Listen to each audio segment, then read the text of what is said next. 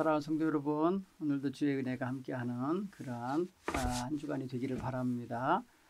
오늘은 열왕기하 이야기 성경 공부의 첫 번째 시간으로 지난주에 서론을 읽었으니까 이제 오늘은 본문을 읽고 나누도록 하겠습니다. 오늘 읽을 말씀은 열왕기상 마지막 장 맨 끝에 이야기하고 그리고 열왕기하 1장 1절로 18절 말씀을 읽으면서 시작하도록 하겠습니다.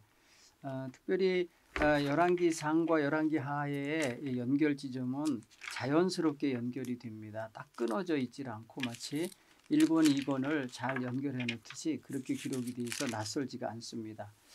열왕기상 22장에 보면은 41절부터 제가 먼저 읽겠습니다. 이스라엘의 아합 왕 제4년에 아사의 아들 여호사밧이 유다의 왕이 되니, 북쪽 이스라엘의 왕은 아합이고요, 남쪽의 왕이 바뀌었다는 거예요.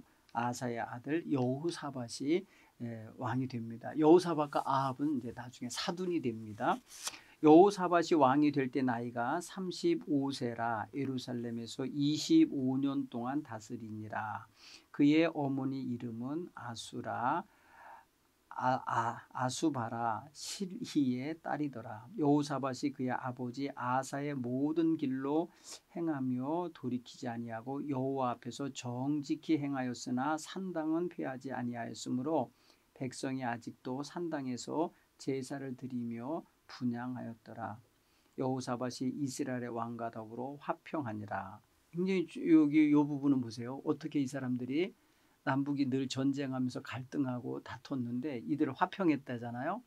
요 시대가 유일하게 남북이 화목하던 시대예요. 그리고 요 시대가 서로 결혼 관계로, 혼인 관계로 사돈 관계가 되니까 싸우지 않은 거예요. 그리고 서로의 전쟁을 도와주는 관계까지 가게 돼요. 자, 오늘 또 그들이 사업에도 같이 합니다. 사업도 그들이 같이 하게 되고요. 서로 왕래도 하게 되는데 48절에 읽으면 여호사밧이 다시스에 선박을 제조하고 오빌로 금을 구하러 보내려 하였더니 그 배가 에시온 게벨에서 파선하였으므로 가지 못하게 되매 아합의 아들 아하시야가 여호사밧에게 이르되 내 종으로 당신의 종과 함께 배에 가게 하라 하나 여호사밧이 허락하지 아니하였더라. 여호사밧이 그의 조상들과 함께 잠에 그 조상 다윗성에 그의 조상들과 함께 장사되고 그의 아들 여호람이 대신 왕이 되니라. 여호람이라는 아들과 그 아합의 아들 아하시야는 천남매부지간이 되겠죠. 나중에 이세벨이라는 여자 공주가 시집으로 오기 때문에 그래요. 이들 관계는 정치적, 경제적 이런 면에 있어 아주 군사적으로까지 아주 그냥 호환이 잘 되던 시대입니다. 자, 51절 유다의 여호사밧 왕 제17년에 아합의 아들 아하시야가 사마리아에서 이스라엘 왕이 되어 2년 동안 이스라엘을 다스리니라. 그러니까 여호사밧이 좀 더 늦게 죽게 되어 아합보다는, 근데 아합이 먼저 죽으니까 그의 아들 아하시야가 왕이 됐는데 이 아들도 얼마 못 다스려요. 2년밖에 못 다스렸어요. 그가 여호와 앞에서 악을 행하여 그의 아버지 길과 그의 어머니 길과 이스라엘을 범죄하게 한 느밧의 아들 여로보암의 길로 행하며 바알을 섬겨 그에게 예배하여 이스라엘의 하나님 여호와를 노하시게 하기를 그의 아버지의 온갖 행위 같이 하였더라. 이게 북쪽 임금에 대한 평가예요. 아합이 여호와 앞에 악을 행했는데 그 어머니 이사벨과 아버지 그 아합의 길을 이 아들이 따라간 거예요. 따라가기 때문에 결국은 범죄한 나라, 범죄한 임금으로 하나님 앞에 섰는데 이들이 바로 바알 우상을 섬겼다. 오늘 성경은 그렇게 말합니다. 자, 이제 열왕기하 1장 1절로 18절을 제가 연속해서 영독하겠습니다. 아합이 죽은 후에 모압이 이스라엘을 배반하였더라. 아하시아가 사마리아에 있는 그의 다락 난간에서 떨어져 병들매 사자를 보내며 그에게 이르되 가서 에글론의 신 바알세붑에게 이 병이 낫겠냐고 물어보라 하니라. 여호와의 사자가 디셉 사람 엘리야에게 이르되 너는 일어나 올라가서 사마리아의 왕 사자를 만나 그에게 이르기를 이스라엘의 하나님이 없어서 너희가 에글론의 신 바알세붑에게 물으려 가느냐. 그러므로 여호와의 말씀이 네가 올라간 침상에서 내려오지 못할지라 네가 반드시 죽으리라 하셨다 하라. 엘리야가 이에 가니라. 사자들이 왕에게 돌아오니 왕이 그들에게 이르되 너희가 어찌하여 돌아왔느냐 하니 그들이 말하되 한 사람이 올라와서 우리를 만나 이르되 너희는 너희를 보낸 왕에게 돌아가서 그에게 고하기를 여호와의 말씀이 이스라엘의 하나님이 없어서 네가 에글론의 신 바알세붑에게 물으려고 보내느냐. 그러므로 네가 올라간 침상에서 내려오지 못할지라 네가 반드시 죽으리라 하셨다 하라 하더이다. 왕이 그들에게 이르되 올라와서 너희를 만나 이 말을 너희에게 한 그 사람은 어떤 사람이더냐. 그들이 그에게 대답하되 그는 털이 많은 사람인데 허리에 가죽띠를 띄었더이다 하니 왕이 이르되 그는 디셉 사람 엘리야로다. 이에 50부장과 그의 군사 50명을 엘리야에게로 보내매 그가 엘리야에게로 올라가 본즉 산꼭대기에 앉아 있는지라. 그가 엘리야에게 이르되 하나님의 사람이여 왕의 말씀이 내려오라 하셨나이다. 엘리야가 50부장들에게 대답하여 이르되 내가 만일 하나님의 사람이면 불이 하늘에서 내려와 너와 너희 50명을 살을지로다 하매 불이 곧 하늘에서 내려와 그와 그의 군사 50명을 살랐더라. 왕이 다시 다른 50부장과 그의 군사 50명을 엘리야에게로 보내니 그가 엘리야에게 말하되 이르되 하나님의 사람이요 왕의 말씀이 속히 내려오라 하셨나이다 하니 엘리야가 그들에게 대답하여 이르되 내가 만일 하나님의 사람이면 불이 하늘에서 내려와 너와 너희 50명을 살을지로다 하매 하나님의 불이 곧 하늘에서 내려와 그와 그의 군사 50명을 살랐더라. 왕이 세 번째 50부장과 그의 군사 50명을 보낸지라. 셋째 50부장이 올라가서 엘리야 앞에 이르러 그의 무릎을 꿇어 엎드려 간구하여 이르되 하나님의 사람이여 원하건대 나의 생명과 당신의 종인 이 50명의 생명을 당신은 귀히 보소서. 불이 하늘에서 내려와 전번에 50부장 둘과 그의 군사 50명을 살랐거니와 나의 생명을 당신은 귀히 보소서 하며 여호와의 사자가 엘리야에게 이르되 너는 그를 두려워하지 말고 함께 내려가라 하신지라. 엘리야가 곧 일어나 그와 함께 내려가 왕에게 이르러 말하되 여호와의 말씀이 네가 사자를 보내 에그론의 신 바알세붑에게 물으려 하니 이스라엘에 그의 말을 물을 만한 하나님이 안 계심이냐. 그러므로 네가 올라간 침상에서 내려오지 못할지라 네가 반드시 죽으리라 하셨다 하니라. 왕이 엘리야가 전한 여호와의 말씀대로 죽고 그 아들이 없으므로 여호람이 그를 대신하여 왕이 되니 유다 왕 여호사밧의 아들 여로보암의 둘째 해였더라. 아하시아가 행한 그의 남은 사적은 모두 이스라엘 왕 역대 지략에 기록되지 아니하였느냐. 아멘. 자, 오늘 이 말씀을 보면은 절박한 상황에 놓인 아하시아라고 하는 아합의 아들이 아마 낙상을 해가지고 그래서 이제 침상에 누워 있는 지경에 이르렀던 거예요. 그래서 그가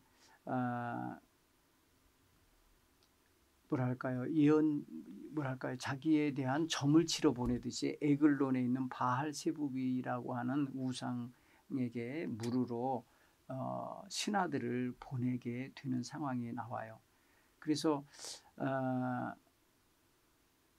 하나님께서는 그거를 이미 아시기 때문에 다락 난간에서 떨어져서 다리가 병이 났는지 아니면 뭐 오늘날로 말하면 갈비가 부러졌는지 어디가 있는지 아무튼 고통하면서 침상에 누워 있는 이 북쪽 이스라엘의 왕 이 아하시아가 병이 낫겠는지 안 나니까 낫겠는지 물어보라고 이렇게 보내는 거잖아요. 그런데 하나님이 그걸 다 보시고 아시고 들으신 거예요. 그래서 하나님의 종인 디셉 사람 엘리야를 그 우상에게 가는 그 왕의 신하들을 가서 만나도록 올라가는 길에 서로 마주치도록 보내신 거예요. 그리고 보내셔서는 그 하는 말씀이 있죠. 정말 이스라엘에는 그래 그 병에 대해서 물어볼 자가 없어서 네가 지금 에글론 블레셋이거든요. 에글론의 그 우상 바알 세부백에 물으러 가느냐 하면서 꾸짖으며 동시에 너 올라간 침상에서 내려오지 못하고 죽게 될 거다. 죽음을 선포하는 심판을 선포하는 이야기를 전하게 되는 거죠. 자, 오늘 이 이야기를 가만히 보면서 한번 좀 생각해 보세요. 우리가 어려울 때 정말 기도를 잘하고 사는가? 어려울 때 기도를 누군가에게 부탁하면서 저를 위해서 기도해 주세요 하면서 의지하고 있는가? 그런데 이것이 믿음의 자세인지 순종의 자세인지 보셔야 돼요. 아니면은 이게 지금 보통 무슨 점치는 것처럼 소위 말해서 그런 태도로 기도를 부탁하거나 뭐 그러면 안 되죠. 그리고 우리가 기도에 대하여 기도의 대상은 하나님이 되셔야지 어떤 그 우상에게 가서 점치듯이 하는 그런 기도 태도는 안 되죠. 자, 오늘 그런 면에 있어서 이 열왕기하 첫 번째 등장하고 있는 아하시아라는 북쪽 왕에 대한 이야기를 먼저 우리가 비판적으로든지 아니면 성경에 있는 그대로든지 한번 읽으면서 살펴보도록 하겠습니다. 우리가 지난번 이야기에서 지난 학기 마지막 챕터에서 공부한 게 아합이라는 임금이 죽게 되는 이야기를 읽었어요. 그거는 아람과의 전쟁에서 거짓 선지자들의 충동에 따라서 전쟁에 나갔다가 또 변장하고 병사의 옷을 입고 나갔지만은 우연히 쏜 화살이 날라와서 그의 옷깃에 갑옷깃으로 사이로 끼어 들어왔다 날라 들어와서 꽂아 죽게 했잖아요. 그때 거짓 선자들이 뭐라고 그랬었습니까? 아합과 그의 군대에 대승리할 거라고 아람을 물리치고 진멸하고 승리할 거라고 예언했었잖아요. 근데 그 당시에 참 예언자였던 미가야라고 하는 예언자는 22장 17절에 보면은 당신은 못 돌아온다. 당신은 이 전쟁에서 죽게 될 거다. 이스라엘 백성은 주인이 없게 될 거다. 뭐 이런 예언을 했단 말이에요. 그랬더니 아합이 그를 가두고 그죠? 감옥에 가두고 내가 승리하고 올 때까지 쓴 떡을 먹이라고 그렇게 감옥에 가두라고 했었죠. 그때 그 전쟁을 보면은요, 열왕기상 22장 34절에 보면은 아합이 변장하고 전쟁에 나갔었어요. 근데 그 변장한 사람한테 우연히 아람 병사가 쏜 화살이 그냥 날라와서 그를 맞춰서 죽게 했어요. 그렇죠? 그 아람 군인이 무심코 쏜 화살이에요. 성경에 보면은 34절에 보면 그렇게 돼 있어요. 가만히 생각해 보면 참 기가 막히죠. 이날 보면은 한 사람이 무심코 활을 당겨 이스라엘의 왕의 갑옷 솔기를 맞힌지라. 솔기는 그 바느질해 놓은 그 사이 아니겠어요? 그 솔기 거기를 어떻게 맞췄는데 왕이 그 병거 모는 자에게 이르되 내가 부상을 입었다. 빨리 나를 좀 전쟁터 밖으로 데리고 나가다오. 이렇게 하면서 요청을 하는데 그날 전쟁이 굉장히 맹렬했다는 거죠. 그래서 결국은 그 전쟁에서 저녁 때 그냥 죽어요. 그래서 그 병거에 탄 채로 죽어갖고 그 병거 바닥에 그냥 피가 흥건히 고이게 돼 있어요. 그다음에 그리고 나서는 전쟁에서 왕이 죽었으니까 전쟁 끝난 거죠. 그랬더니 폐잔병들이 돼서 돌아와갖고 그 피를 그만 사마리아에 이르러서 거기에서 그 몸을 장사짓고 내고 사마리아 연못에 가서 피를 씻었다는데 그 씻는 피를 개들이 먹었다는 거 아니에요. 그래서 예언자 엘리야가 선포한 그런 예언대로 나봇의 포도밭을 강제로 죽이고 빼앗은 그 죄의 결과, 그것에 대한 심판이 그대로 이루어진 걸 보았죠. 그렇죠? 그렇게 죽은 그 아합을 대신해서 아히야라고 하는 그의 아들이 왕이 된 건데, 오늘 성경 본면에 보면은 그 당시에 아마도 이 아합 왕 때 힘이 있었으니까 모압도 자기 수하에 넣고 있었던 것 같은데, 아합이 죽으니까 모압이라고 하는 나라가 튀어나가 버렸어요. 배반을 했다. 그래서 이스라엘을 배반했다. 정말 그게 국력이 많이 쇠했다라는 걸 말해주는 거고, 그리고 임금인 아하시아는 사마리아에 있다가 타락 난간에서 떨어져서 병들었다. 그러니까 난간에서 떨어졌으니까 언뜻 보면은 뭐가 부러진 것 같아요. 그러니까 속병이 병이 생긴 거예요. 그래서 죽어가고 있었다. 보면은 북쪽 이스라엘의 왕이 어떻게 되는 거예요? 또 2년도 채 되지 않아서 죽어가고 있는 현실을 맞게 된 거예요. 그런데 오늘 성경 우리가 보면은요, 22장 끝에쯤 보면은 52절에 그가 여호와 앞에서 악을 행했다. 그의 아버지 아합의 길과 그 어머니 이사벨의 길을 따라갔다는 거예요.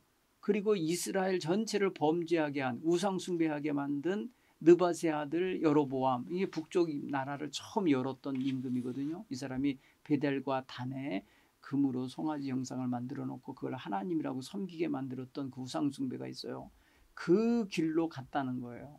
그래서 바알을 섬기고 그에게 예배하는 그런 백성이 되고 말았고, 결국에는 하나님 앞에 심판을 받는 사람이 되고 말아요. 오늘 성경 보면 아하시아라는 사람이 타락난간에서 떨어지게 된 것 자체가 이미 진노의 하나님의 심판인 거예요. 그래서 죽어가고 있는 게 이게 심판인 거고, 죽는 게 심판인 거예요. 하나님의 진노를 사게 된 이유는 이미 거기서 여호와 앞에 악을 행하고 바알을 섬겼다. 엄마 아버지가 간 악한 길을 고치지 않고 따라갔다. 이런 거예요. 이게 참 자녀들을 잘 기르고 싶은 부모들은, 부모가 조금 자기가 실수하고 잘못된 것이 있으면 자식들은 반복하지 않기를 원하죠. 부모의 전철을 밟게 되는 걸 원치 않아요. 그래서 생각해 보면은 자녀들이 잘 되기를 바라고 선한 길로 가기 원하는데, 아버지 엄마가 볼 때 저놈의 자식들이 그냥 나랑 똑같이 사네, 똑같은 길을 가네, 이럴 때 정말 할 말이 없는 거예요. 탄식할 수밖에 없게 될 거예요. 다행히 지금 엄마 아버지가 다 죽은 상태이기 때문에 아하시아가 하나님 앞에 범죄하고 있는 거 이런 거 몰랐겠죠. 모르겠죠. 그러나 바르게 될 리가 없죠. 엄마 아버지가 그랬으니까. 참 그런 걸 보면 참 안타깝죠. 자, 오늘 성경 본문에 보면은 1절 2절 사무엘 열왕기하 1장 1절 2절에 보면은 아하시아가 처한 두 가지 문제가 있죠. 아까 얘기했잖아요. 그가 처해 있는 상황 어떻게 되어 있는가 보십시다. 그건 뭐예요? 정치적인 상황, 국력이 쇠하니까 모압이 배반하고 그 식민지에서 벗어나서 조공도 안 바치고 독립을 선언하고 나가는 모습이죠. 두 번째는 뭐냐면은 임금이 다락 난간에서 떨어져서 병이 들어버렸다는 거죠. 이게 이 임금으로서 제 역할을 못할 수밖에 없는 현실. 정치적인 힘도 군사적인 힘도 없고 몸도 아프고 이런 거예요. 이게 정치적인 능력도 없는 데다가 이제 몸도 아프니까 이게 불행이죠. 게다가 또 뭔 일이 있었다 그랬냐?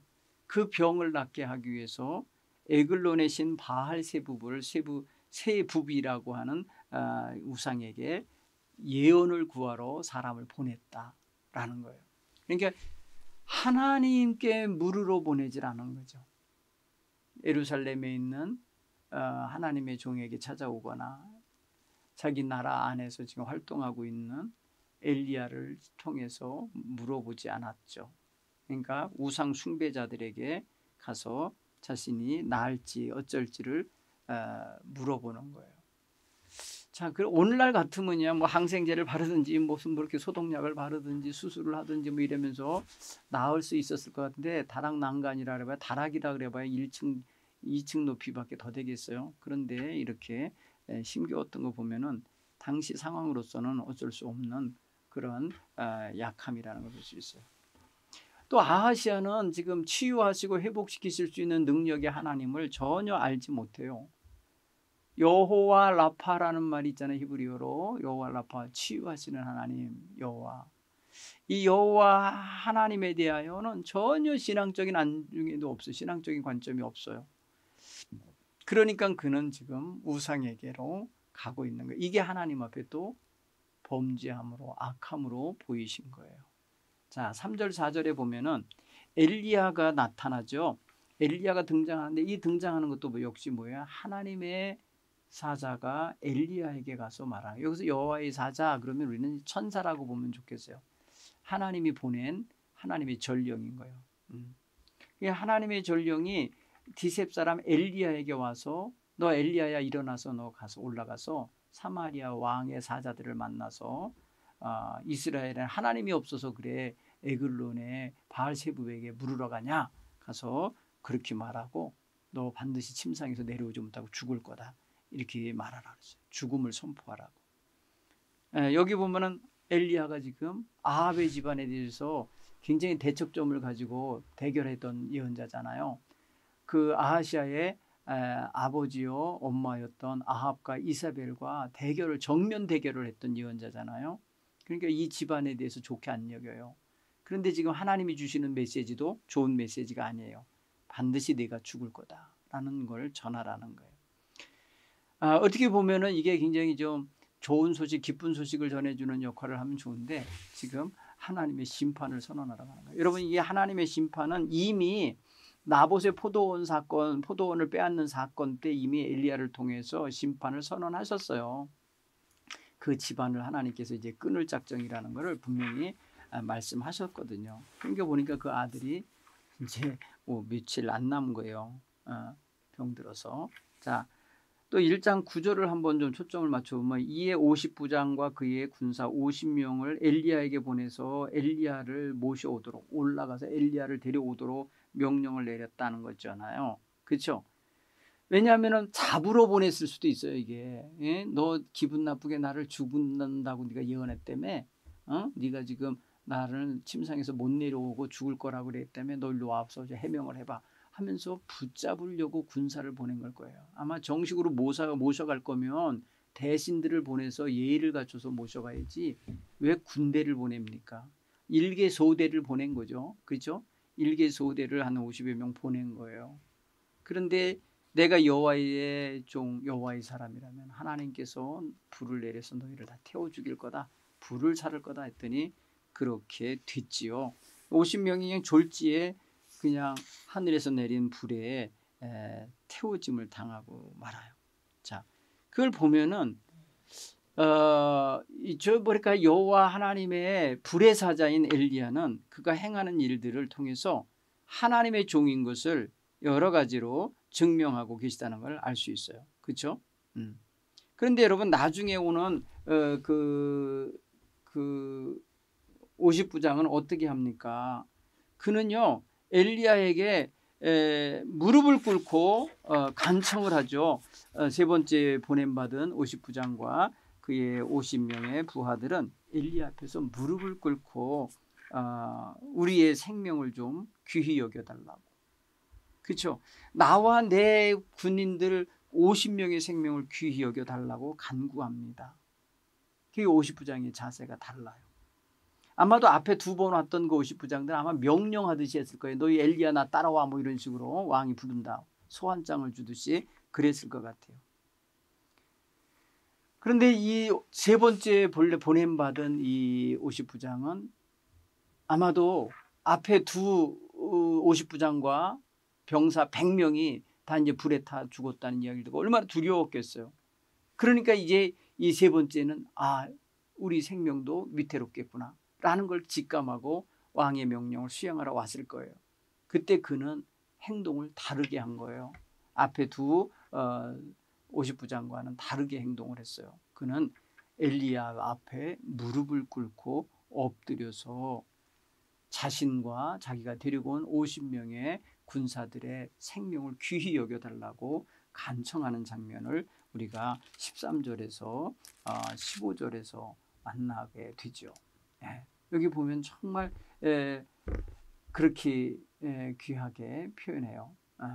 이렇게 표현합니다. 15절에 보면은 50부장이 이제 엘리야 앞에 엎드려서 이르러서 그의 무릎을 꿇어 엎드려 간구하여 이르되 하나님의 사람이요, 하나님의 사람이요, 원하건대 나의 생명과 당신의 종인 이 50명의 생명을 당신이 귀히 여겨 주옵소서. 이렇게 하나님의 사람이요 하면서 부르면서 아주 겸손하게 생명을 구하고 있다는 걸 보면은 이 사람의 태도가 두 번이나 나의 생명을, 우리 군사들의 생명을 귀히 여겨 주시고 보십시오 이렇게 했어요. 그때 하나님이 그 병사들의 행동하고 그렇게 말하는 걸 듣는 엘리야에게 말씀하세요. 너 두려워하지 말고 함께 가라 이렇게. 그러니까 앞에 두 사람이 할 때는 아마 두려움을 주는 행동들을 했었던 것 같아요. 어떻게 보면은 뭐랄까 엘리야로 하여금 위축들게 하는 그런 군인의 어떤 그런 태세로서 했는지도 모르겠어요. 그러나 엘리야는 지금 하나님의 명령을 따라서 하나님이 두려워하지 말고 가라 하심을 따라 가게 되는 것 같습니다. 자, 한번 우리가 이 말씀들을 한번 이렇게 우리 자신에게 적용해 보면 어떨까 싶습니다. 아하시아는 난간에서 떨어져 병이 들자 에글론의 신 바알세부베의 예언을 구하려고 했죠. 여러분은 인생에서 가장 큰 영향을 끼치는 사람의 조언을 듣고 싶어 할 때도 있고, 목회자의 기도를 받기 원할 때도 있고, 상담을 받을 수도 있지요. 경험 있으시죠? 그럴 때 어떻습니까? 우리의 삶 속에 어려운 문제가 있다. 그럴 때 기도받기 원하고, 그리고 소망의 말씀 듣기 원하고, 자신이 깨닫지 못한 비밀을 알고 싶지 않겠어요? 그것이 아무리 간절한들 우상에게 가는 거는 이미 빗나간 거예요. 점을 치러 가고 무당에게 가는 거는 이거는 이미 빗나간 태도예요. 우리는 하나님 백성인데 아무리 다급한 일이 있고 아무리 궁금한 일이 있을지라도 우상에게 가서 또 무당에게 가서 점을 치듯이 그렇게 해서는 안 될 거라 생각합니다. 오늘날 많은 사람들이 새해가 시작되면은 점을 보러 간다는데 거기 기독교인이 꽤 섞여 있답니다. 그날의 그 해의 운세를 알고 싶은 거죠. 선하성도 여러분, 하나님은 항상 하나님의 뜻에 바르게 사는 사람의 운세는 항상 좋게 하셔요. 자신이 바르게 사는 게 중요한 거지 누구 말에 당신 올해 운수가 있겠어 이런 말 듣는 게 뭐 중요해요. 하나님이 우리의 삶 전체를 주관하시는 분이니까 하나님께 맡기고 하나님 뜻에 맞도록 살아가는 포인트를 꼭 갖기 바랍니다. 오늘 이 이스라엘 왕 아하시아가 너는 반드시 죽게 될 거다. 네 올라간 침상에서 내려오지 못할 거다 라는 여호와의 계시를 듣잖아요. 그런데 이 계시를 생각할 때에 그는 굉장히 기분 나쁘게, 그리고 뭐랄까 그렇게 말한 엘리야를 죽이고 싶은 마음이 들었던 것 같아요. 그래서 그가 하나님 앞에 철저히 회개하면서 내가 어떻게 하면 살 수 있습니까? 라는 히스기야 같은 그런 기도 자세를 갖지 않고 완고한 태도를 보였던 것 같아요. 결국에는 그는 회개할 기회를 놓친 게 아닌가 싶어요. 우리의 삶에서 하나님이 주신 기회를 놓치지 말고 대가를 치를지라도 하나님 앞에서 그 대가를 치르는 과정은 아프고 힘들지만 그 속에서 하나님의 뜻을 구하고 찾는 이런 자세를 갖게 되기를 바랍니다. 하나님은 우리의 인생 살아가다 보면 어떠한 계기를 허락하셔요. 아픔을 통해서든지 실패를 통해서든지 시련과 고통을 통해서든지 우리의 생각을 바꾸고 새로운 차원을 볼 수 있도록 만드시곤 합니다. 그럴 때 여러분, 우리의 눈을 좀 하나님이 원하는 쪽으로 돌리고 하나님이 말씀하시는 걸 귀 기울이고 하나님이 행하라 하시는 일을 겸손히 순종하면서 행할 수 있는 이런 자세가 되기를 바랍니다. 계속해서 자기의 욕망과 교만 그리고 자기의 어떤 그런 인간적인 그런 계획에 따라서만 움직이지 말고 하나님의 뜻을 구하는 자세를 갖고 그 고통과 그 힘겨운 대가 수업료를 내고 있는 그 어려운 과정이 헛되게 지나가지 않도록 하나님의 뜻을 찾아서 돌이킬 수 있고 또 거기서 선한 방법으로 선한 길을 찾아낼 수 있게 되기를 바랍니다. 그러려면 겸손의 자세가 있어야 돼요. 그러려면 하나님 앞에서 항시 신실한 모습으로 다가서서 하나님 뜻을 구하는 그런 자세가 우리에게 있어야 될 줄 믿습니다. 그래서 그런 위기가 기회가 되도록 그렇게 만들어가는 지혜가 있기 바랍니다. 또 세 번째로 우리가 함께 생각하면 50부장들 이야기를 한번 해보겠어요. 50부장, 세 번째 50부장, 특별히 이 사람 앞에 두 50부장은 아주 기고만장한 태도로 왕의 명령을 받은 자로서 그런 어떤 군사적인 힘을 발현하는 태도로 엘리야를 소환하고 붙잡아 가려고 했다면은 세 번째 50부장은 겸손히 하나님의 사람 앞에 무릎을 꿇고 엎드려서 자기 자신의 생명과 부하들의 생명을 건져달라고 귀하게 여겨달라고 간구하는 태도가 있었어요. 이게 바로 오늘 우리가 가져야 할 믿음의 태도다, 자세다. 물론 우리는 뭐 그런 임금이 보낸 어떤 그런 군사로서의 사명이나 본분이 있어서는 아니지만은 우리의 태도가 항상 하나님의 은총을 구하는 태도, 하나님의 돌봄을 받기 원하는 태도가 있어야 된다. 그래야 가정에서나 직장에서나 교회에서나 자기 역할을 수행하는데 기본적인 자세가 된다고 봅니다. 우리 사랑하는 성도 여러분, 50부장의 어떤 자기와 자기 부하들의 생명을 구하는 이 겸손한 태도가 생명의 주인이신 하나님께 어울리는 태도예요. 하나님께 나가는 태도예요. 우리의 생명의 여탈권은 하나님께 있거든요. 그러므로 하나님을 잘 섬긴다는 사람들은 하나님이 얼마나 존귀하신 분이고 권세와 능력이 있는 분임을 항상 인정해드리고 나가야 돼요. 내가 조금 지혜롭고 경험이 있고 노하우가 있다 해서 내 멋대로 인생 살려 하지 말고 하나님의 뜻을 구하고 찾고 생명의 주인 되신 하나님의 인도함을 받는 이러한 자세를 꼭 갖게 되기를 바랍니다. 오늘 이 아합의 아들 아하시야도 이렇게 해서 죽었다고 2년이 채 못되게 다스리다가 죽었다고 하는 이야기를 읽었어요. 열왕기하 첫 번째에서 이야기한 게 바로 이 사람 이야기예요. 그는 하나님을 기쁘시게 하지 못했고 하나님께서 악하게 보신 느밧의 아들 여로보암의 길로 걸어가 바알을 섬겼다라고 하는 사실이 죄목이고 엄마 아버지가 악하게 살다 갔는데 그 길을 고치지 못하고 따라갔다는 게 이게 또 죄목이고 자기가 몸이 아픈데 그 점을 치러 가듯이 말이에요.